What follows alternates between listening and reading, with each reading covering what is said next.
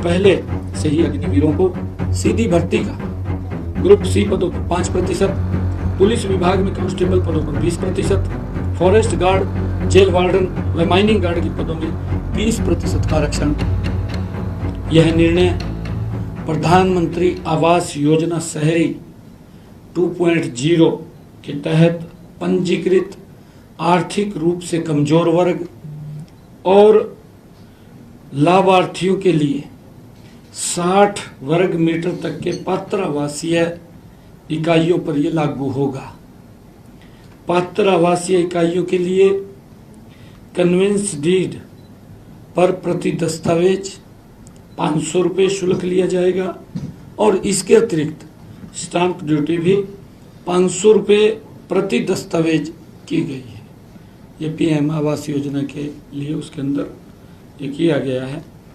और इसी प्रकार अग्निवीर जो भारत सरकार का ध्येय है कि सशस्त्र बलों में अपनी सेवाएं देने के बाद हमारे प्रशिक्षित अग्निवीरों को कैरियर के अच्छे अवसर मिले, इसी पहल को ध्यान में रखते हुए हरियाणा सरकार ने पहले से ही अग्निवीरों को सीधी भर्ती का आरक्षण का लाभ दिया है।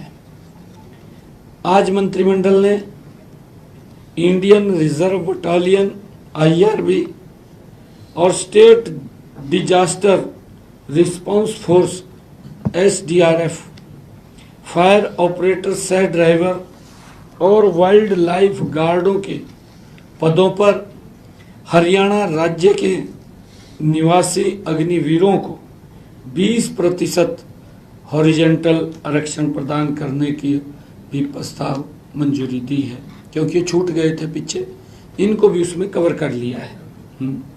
इस निर्णय से हमारे अग्निवीरों द्वारा सैन्य सेवाओं के दौरान हासिल किए गए कौशल व प्रशिक्षण का उपयोग इस विशेष एजेंसी को मजबूत करने में किया जाएगा।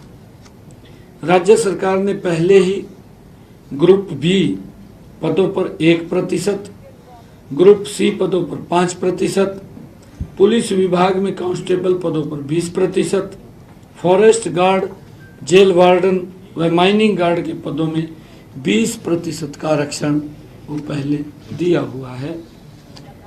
इसी प्रकार मंत्रिमंडल ने आज हरियाणा राज्य पटवारी समूह सी सेवा नियम 2011 में संशोधन को भी मंजूरी दी है।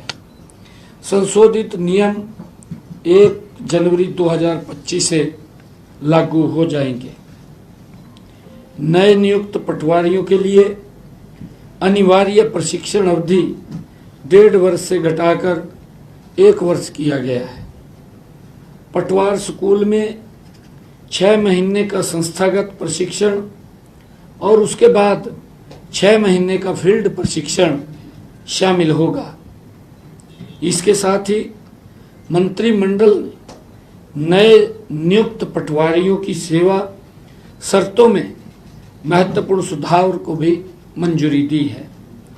प्रशिक्षण अवधि के दौरान वजीफा मिलने के बजाय अब उन्हें नियमित वेतन दिया जाएगा, जिसकी हमने घोषणा भी की थी। यह हमारी घोषणा भी पूरी होगी। अस्थायी रूप से नियुक्त प्रत्येक पटवारी को निर्धारित अवधि के भीतर विभागीय परीक्षा उत्तीर्ण करने के अधिकतम 4 अवसर दिए जाएंगे, क्योंकि अगर उसका इंक्रीमेंट, उसकी प्रमोशन का है, कोई जो डिपार्टमेंटल एग्ज़ाम होता है, अगर एक में नहीं निकलता दूसरा मौका देंगे। इस प्रकार मौके दिए जाएंगे।